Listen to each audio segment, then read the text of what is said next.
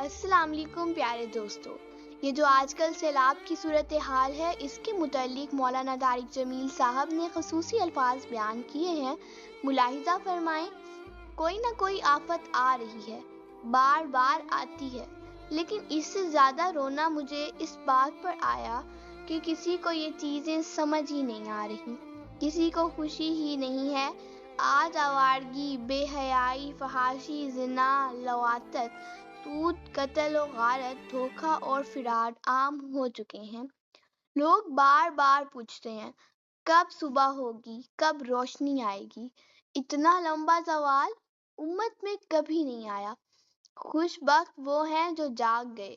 مجھے یاد آتا ہے کہ نبی کریم صلی اللہ علیہ وآلہ وسلم نے طائف میں فرمایا تھا، اے اللہ، میں تجھ سے اپنی کمزوری اور بے بسی کا شکوہ کرتا ہوں۔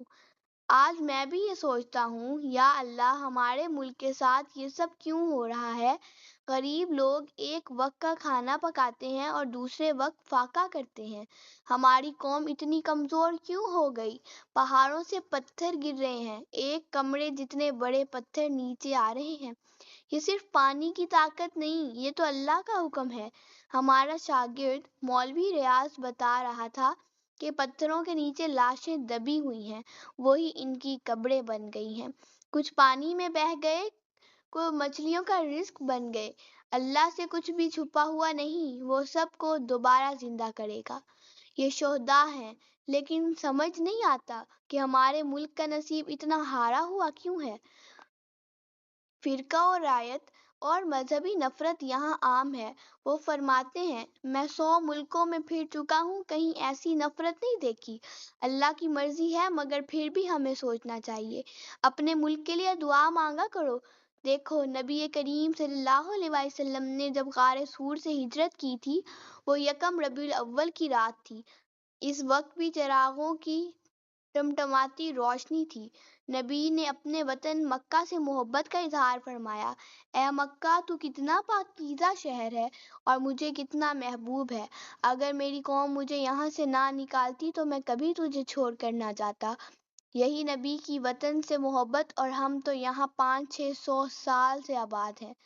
میرا خاندان حکمران رہا، ہمارے بزرگ یہیں دفن ہیں، ہمارا خمیر اسی مٹی سے جڑا ہے، لیکن آج جو طوفان آتے ہیں ان کے مادی اسباب بھی ہیں۔ جنگلات کے تاجر اور افسر درختوں کو کاٹ کاٹ کر ختم کر چکے ہیں، لاکھوں درخت ختم کر دیے گئے۔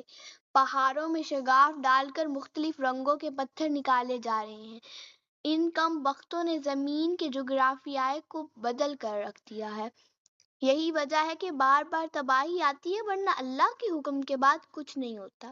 ان کا کہنا ہے کہ یورپ میں پہاڑ بھی ہیں، بادل بھی ہیں، زیادہ سردی بھی ہے، لیکن وہاں اس طرح بارشیں اور طوفان کیوں نہیں آتے؟ یہاں کیوں آتے ہیں؟ میں نے اپنی آنکھوں سے دیکھا کہ مری میں درختوں کا جنگل تھا۔ ایک وقت تھا کہ کوئی گھر نظر نہیں آتا تھا، بس درخت ہی درخت تھے۔ آج سب ختم ہو چکا ہے۔ رات بھر میں روتا رہا، اتنا رویا کہ ہچکی بند نہ ہوئی۔ میں نے کہا، یا اللہ، تو نے ہمیں کن کے حوالے کر دیا؟ ہزاروں لوگ اس آفت کا شکار ہوئے، صرف سینکڑوں نہیں، ننھی بچیاں، معصوم بچے، جوان اور بوڑھے سب پانی میں بہہ گئے۔ کہاں ہیں ان کی قبریں؟ یا اللہ، گناہ پوری امت میں ہو رہے ہیں، صرف پاکستان میں تو نہیں، پھر ہماری سرزمین پر ہی آفت کیوں؟